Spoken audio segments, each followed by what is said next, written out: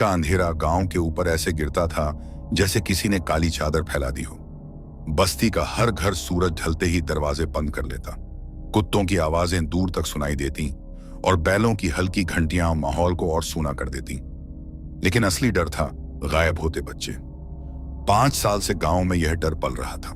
पहले तो सबने सोचा कि कोई डाकू उठा ले जाता है या जंगली जानवर, लेकिन फिर लापता बच्चों के कपड़े, खून से सने खिलौने और कभी कभी हड्डियों के टुकड़े गांव के तालाब या जंगल के पास मिलने लगे। धीरे धीरे हर कोई फुसफुसाने लगा, यह काम दया काकी का है। गांव के छोर पर एक टूटा फूटा कच्चा मकान था, चारों तरफ बेल बूटों से ढका, जहां कभी धूप भी नहीं पहुंचती थी। कहते थे कि वहां से रात को लाल रोशनी उठती और बच्चे रोने की आवाज आती। आस पास की मिट्टी हमेशा गीली और बदबूदार रहती। गांव वाले जानते थे कि उस घर के आंगन में एक पुराना कुआं है। कहा जाता था कि कुएं का पानी कभी साफ नहीं होता। जो भी उसमें झांकता उसे लगे जैसे पानी की जगह लाल लहू बह रहा हो और उसके नीचे से कान फाड़ने वाली चीखें सुनाई देती। लोगों का मानना था कि वही कुआं दया काकी की काली ताकतों का स्रोत था। बहुत पुराने लोग बताते थे कि दया कभी जवान और सुंदर थी। उसका पति हरिराम तांत्रिक बंगाल से आया था और गांव में अनुष्ठान करता था। शुरू शुरू में लोग उसका आदर करते थे, लेकिन फिर पता चला कि वह बच्चों की बकरियों और मुर्गियों की बलि मांगने लगा है। एक दिन गांव वालों ने देखा कि हरिराम काली रात को एक छोटे बच्चे की बलि देने वाला था। लोग इकट्ठा हो गए और उसे मार पीट कर जिंदा जला दिया। मरते समय उसने अपनी पत्नी दया को देखा और कहा, अब तू मेरी विद्या की उत्तराधिकारी है। तेरी जवानी तो ढल जाएगी, लेकिन तेरी भूख कभी नहीं मरेगी। जिंदा रहने के लिए तू मासूमों की आत्माओं पर निर्भर रहेगी। उस दिन से दया बदली बदली रहने लगी। उसकी त्वचा सूखने लगी, आंखें लाल रहने लगी और वह गांव से कटकर अकेली उसी जर्जर मकान में रहने लगी। लोग धीरे धीरे उसे जादूगरनी कहकर दूर रहने लगे। पहले साल मुनिया नाम की बच्ची तालाब पर खेलने गई थी और कभी वापस नहीं आई। दूसरे साल हाथ में गुलेल लिए गुड्डू खेत के रास्ते गायब हो गया। फिर रामू की चीखें आधी रात को सुनाई दी, लेकिन सुबह सिर्फ उसका कपड़ा तालाब पर मिला। हर घटना के बाद गांव वालों ने खिड़कियां और कसकर बंद करना सीखा, लेकिन बच्चों को दुख और माताओं की चीखें गांव को धीरे धीरे श्मशान बनाती गईं। गांव अब 2 हिस्सों में बंट चुका था। कुछ कहते थे कि दया काकी ही राक्षसी है, कुछ कहते थे कि यह सब डर फैलाने के लिए अफवाहें हैं। ऐसे माहौल में किशन लौटा। वह शहर में पढ़कर आया था, पढ़ा लिखा और निडर। उसने इन कहानियों को अंधविश्वास माना। वह गांव में लोगों से कहता, ये सब दकियानूसी बातें हैं, बच्चे किसी अपराधी के हाथ लगे होंगे, क्यों बेचारी बूढ़ी औरत को दोष देते हो। लेकिन किशन की यह बात किसी को हजम नहीं होती। गांव वाले गुस्से में कहते, तू शहर का पढ़ा लिखा है, लेकिन तू नहीं जानता कि उस औरत की आंखें इंसान नहीं, आग उगलती हैं। एक रात किशन ने तय किया कि वह इस रहस्य का सच देखेगा। उसने अपने दोस्त लक्ष्मण को साथ लिया और दोनों अंधेरे में दया काकी के घर के पास जाकर छिप गए। अंदर से अजीब आवाजें आ रही थीं, घंटियां, मंत्रोच्चार और कभी बच्चे की हंसी, कभी चीख। खिड़की की दरार से झांकते हुए किशन ने देखा दया काकी मिट्टी के घड़ों में से खून निकालकर पी रही थी। उसके चारों ओर हड्डियों का ढेर लगा था। अचानक दया ने सिर उठाया और सीधे किशन की आंखों में देखा। उसकी आंखें सच में तपते अंगारे जैसी थीं। और तभी घड़े से एक छोटा हाथ बाहर निकला, जैसे अंदर फंसा कोई बच्चा बाहर आने की कोशिश कर रहा हो। लक्ष्मण डर के मारे भाग गया, लेकिन किशन जड़ होकर वहीं बैठा रह गया। अगले दिन किशन ने गांव के पंडित और बुजुर्गों से बैठक बुलाई। उसने सब कुछ बताया। पंडित ने तुरंत कहा, मैं तो पहले से जानता था, वह कुआं ही उसकी शक्ति का घर है। अगर कुएं को बंद किया जाए और उस पर भैरव का अभिषेक किया जाए तो उसकी ताकत टूट सकती है। गांव के आधे लोग पीछे हट गए। उन्होंने कहा, ना भैया, हम ऐसी मौत है, जिस किसी ने भी उससे उलझने की कोशिश की है वह गायब हो गया। लेकिन किशन अड़ा रहा। कुछ दिनों बाद गांव की ही एक बच्ची सोनी गायब हो गई। उसके रोने की गूंज गांव भर में थी। माँ बाप पागल हो गए। गांव वालों का धैर्य टूट गया। इस बार दर्जनों आदमी डंडे, कुल्हाड़ियां लेकर दया काकी के घर पहुंचे। पर हुआ उल्टा। जैसे ही वे पास पहुंचे, आसमान घिर आया। तेज आंधी चली और घर की दीवारें खुद ब खुद दरकने लगी। काले काले परिंदे झुंड बनाकर उनके ऊपर टूट पड़े। लोग भय से भाग खड़े हुए। सिर्फ किशन और 2 साथी टिके रहे। उन्होंने साफ देखा, घर के दरवाजे पर दया काकी खड़ी थी। उसके गले में बच्चों की हड्डियों की माला थी और उसके हाथ में सोने के कपड़े थे। अब सबको यकीन हो गया कि किशन सही है। गांव वाले कांपते हुए पंडित के पास पहुंचे। पंडित ने कहा, पूर्णिमा की रात इसकी शक्ति सबसे चरम पर होती है। अगर उसी रात इसे रोका जाए तो सदियों का श्राप टूट सकता है। किशन और उसके कुछ साथी तैयार हुए। उन्होंने नींबू, काले धागे, भैरव की मूर्ति और त्रिशूल जुटाए। पूर्णिमा की रात सब हथियार लेकर चुपचाप निकले। कुएं की ओर बढ़ते ही हवा गर्म हो गई, जैसे उनके शरीर जल रहे हों। दीवारों पर चलती छायाएं उन्हें काटने दौड़ पड़ती। दया काकी घर के बाहर खड़ी पहले से इंतजार कर रही थी। उसने भयानक हंसी हंसी, आज मेरे शिकार खुद चलकर आए हैं। उसका शरीर धीरे धीरे जानवर जैसा होने लगा, हाथ पंजों जैसे, मुंह से खून टपकता हुआ। किशन और उसके साथियों ने भैरव का जाप शुरू किया। पंडित ने मंत्र फूंककर त्रिशूल किशन को दिया। दया काकी ने अचानक हवा का जादू चलाया। चारों ओर काले धुएं की आंधी छा गई। उसमें शहर के सारे गायब बच्चे दिख रहे थे। उनकी आत्माएं चिल्ला रही थीं। किशन का कलेजा कांप गया, लेकिन उसने हिम्मत करके कुएं की ओर बढ़ना शुरू किया। तभी दया उस पर झपटी। उसने अपने पंजों से किशन की छाती चीरी, लेकिन किशन ने पूरी ताकत से त्रिशूल उसकी देह में घोंप दिया। भीषण चीख गूंजी, पूरा घर हिलने लगा। कुएं से लाल लपटें निकलने लगीं। गांव के लोग भाग खड़े हुए, पंडित अड़े रहे। उन्होंने भारी पत्थरों से कुएं को बंद किया और ऊपर भैरव की मूर्ति स्थापित कर दी। जब सुबह हुई तो दया काकी का कोई नामो निशान नहीं था। सिर्फ राख और जली हड्डियां मिली। गांव वालों ने राहत की सांस ली, लेकिन उसी समय में कुएं की मिट्टी के नीचे से हल्की सी ठक ठक की आवाज आई और एक मध्यम चीख सुनाई दी, मैं लौटूंगी, अभी भूख बाकी है। गांव फिर खामोश हो गया। किसी ने उस आवाज का जिक्र नहीं किया, लेकिन सबकी आंखों में वही डर था, क्या उसका अंत हुआ या यह सिर्फ शुरुआत है। कुएं को सील किए और दया काकी को राख में बदले हुए पूरे 10 साल बीत चुके थे। गांव ने राहत की सांस ली थी। लोग मानने लगे थे कि श्राप खत्म हो चुका है। खेतों में फिर से हल चलने लगे थे। बच्चे आंगन में खेलते और रात होने पर भी डर इतना गहरा नहीं था। लेकिन अंधकार कभी पूरी तरह खत्म नहीं होता। उसने बस अपनी सांस रोक रखी थी। गांव के बुजुर्ग कहते थे, काला जादू यूं ही मिट नहीं सकता, वह तो मिट्टी, लहू और आत्माओं में जड़ जमा लेता है। पर लोग उनकी बातों को अब अनसुना करने लगे थे। फागुन का महीना था। गांव के तालाब के किनारे बच्चों का झुंड खेल रहा था।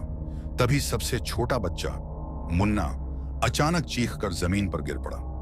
बाकी बच्चे डर गए।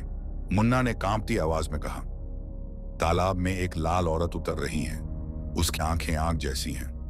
बच्चे भाग गए। जब लोग दौड़कर पहुंचे तो वहां कोई नहीं था, बस गीले पंजों के निशान कीचड़ पर बने थे जो सीधे तालाब से गांव की ओर जाते थे। उस रात मुन्ना गायब हो गया। सुबह आंगन में उसका खून सना कमीज पड़ा मिला। गांव में सन्नाटा छा गया। सबको लगा जैसे 10 साल पुराना डर लौट आया हो। किशन, जिसने दया काकी का ध्वंस किया था, अब एक अधेड़ आदमी था, लेकिन उसके दिल में गहरी चोटें रह गई थीं।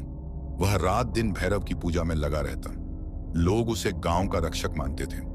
मुन्ना की गुमशुदगी सुनते ही किशन को समझ में आ गया कि काम अधूरा रह गया था।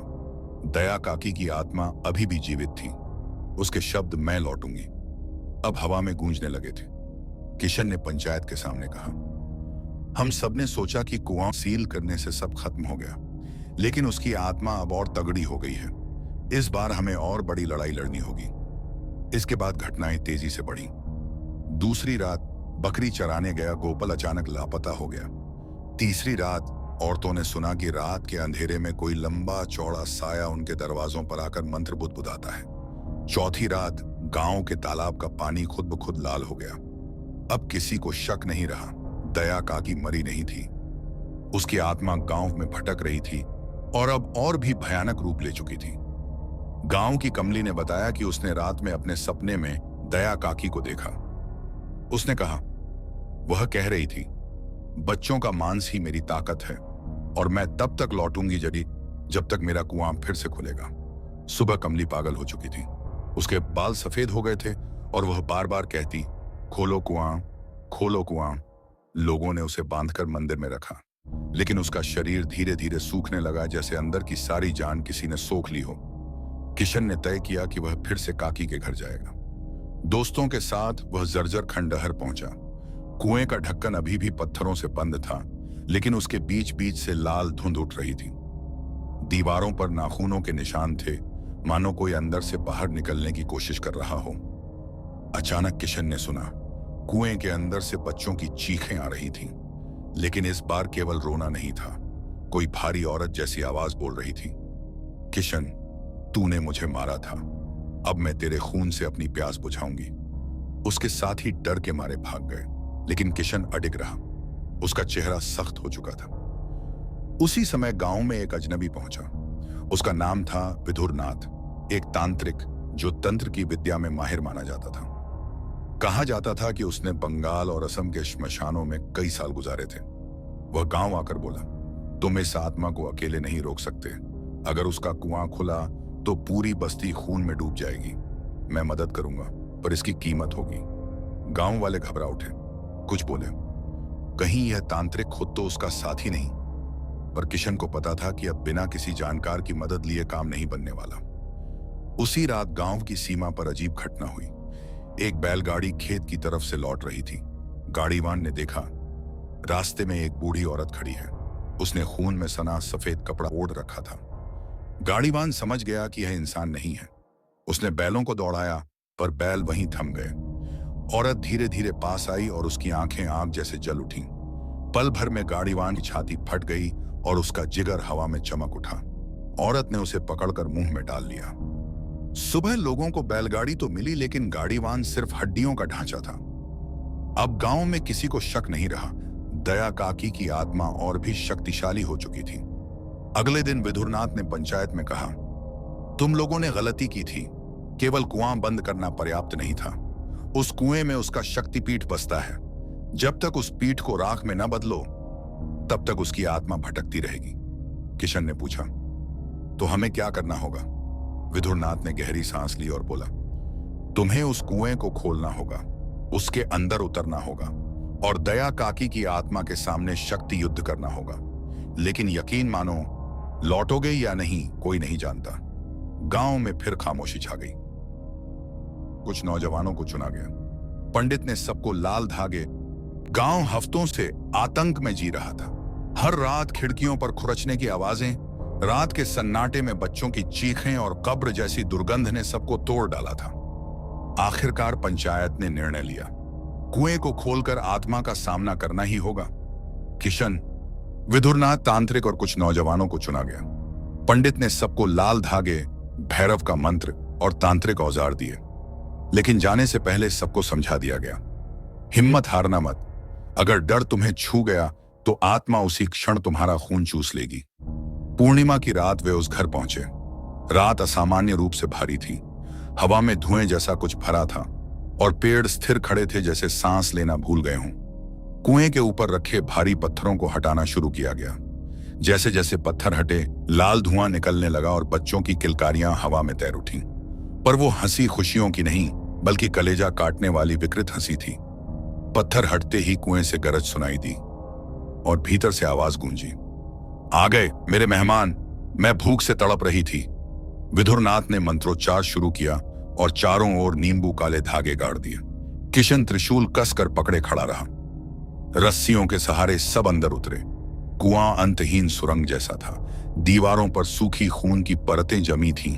जैसे जैसे वे नीचे उतरते, चीखें साफ सुनाई देने लगीं। नीचे पहुंचकर उन्होंने देखा, वहां एक विशाल गुफा जैसी जगह है। चारों ओर बच्चों की हड्डियों के ढेर लगे थे। बीच में एक लाल झील थी, जिसमें पानी नहीं फन रहा था, और उसी झील से धीरे धीरे एक आकृति उभरी। वह थी दया काकी की आत्मा। लेकिन अब वह बूढ़ी औरत नहीं रही। उसका शरीर आधा इंसान आधा दानवी था। मुंह जानवर की तरह लंबा, पंजे खंजर जैसे, और आंखें लावा की तरह जल रही थीं। उसने हंसते हुए कहा, किशन, तू यहां आया, आज तू मेरा सबसे बड़ा भोज होगा। दया काकी ने हाथ उठाया और अचानक गुफा के चारों ओर हड्डियों की आत्माएं उठ खड़ी हुईं। छोटे छोटे बच्चों की परछाइयां सबको घेरने लगीं। वे रोते हुए आगे बढ़ रहे थे, मानो खुद अपने रक्षक पर हमला करने को मजबूर हों। किशन कांपा, लेकिन विधुरनाथ ने मंत्र पढ़कर राख छिड़की। आत्माएं चीखती हुई पीछे हट गईं। तभी दया काकी झील से बाहर निकल आई और बिजली जैसे पंजे से किशन पर झपटी। किशन ने त्रिशूल आगे बढ़ाया। त्रिशूल उसकी छाती में लगा, लेकिन धातु पिघल गई। दया हंस पड़ी। अब मैं लौटी हूं तो कोई मानवीय हथियार मुझे रोक नहीं सकता। अचानक लाल झील का खून हवा में उठ गया और आंधी बनकर सब ओर घूमने लगा। किशन व उसके साथी उसमें घिर गए। खून की हर बूंद जलती हुई महसूस हो रही थी। किशन का मन कमजोर होने लगा। उसकी आंखों के सामने अपने ही मर चुके भाई रामू की छवि नाचने लगी। रामू अपने हाथ फैलाकर बोल रहा था, भैया मेरे पास आओ। किशन समझ गया कि यह सब आत्मा का छल है। उसने जोर से मंत्र बोलते हुए आंखें बंद कर लीं। ठीक तभी विदुरनाथ ने जमीन पर एक बड़ा त्रिकोण खींचा और गुफा की दीवारों पर तांत्रिक चाकू से काटकर खून बहाया। गांव वाले डरकर चिल्लाए, इसने तो अपना ही खून बहा दिया। लेकिन विदुरनाथ चिल्लाया, इसे शक्ति को शक्ति से हराना होगा। मैं अपना जीवन बलिदान दूंगा ताकि तुम्हें जीत की संभावना मिले। उसके मंत्र पढ़ते ही गुफा की दीवारें कांपने लगीं। दया काकी गुस्से में दहाड़ उठी और सीधा उसकी ओर झपटी। दया ने विदुरनाथ को पकड़कर हवा में उठाया और उसके शरीर को फाड़ डाला। उसका खून सीधे झील में गिरा, लेकिन उसी खून के साथ उसकी शक्ति भी मंत्र के रूप में झील में समा गई। अचानक झील खोलने लगी। काकी की ताकत डगमगाने लगी। वह तड़पकर पीछे हट गई। किशन ने मौका देखकर टूटा हुआ त्रिशूल फिर से उसके सीने में घोंपा। इस बार उसकी चीख गुफा फाड़कर बाहर निकल गई। काकी ने अपना असली रूप दिखाया। उसका शरीर इतना बड़ा हो गया कि गुफा में जगह ही न बची। वह आग उगलने लगी और हड्डियों की सेना फिर से खड़ी हो गई। किशन और बाकी गांव वाले बचते बचाते मंत्रोच्चार करते रहे। पंडित ने कहा, झील में भैरव की मूर्ति विसर्जित करनी होगी, तभी उसका पीठ मिटेगा। गांव वाले मूर्ति लेकर भागे, लेकिन काकी ने उन्हें रोकने के लिए आत्माओं का झुंड भेज दिया। किशन ने पूरी ताकत झोंक दी। उसने रामू की आत्मा को सामने देखा और चिल्लाया, भाई अगर तू सच में मेरी याद में है तो मुझे बचने दे, मुझे जीतने दे। अचानक हवा बदली।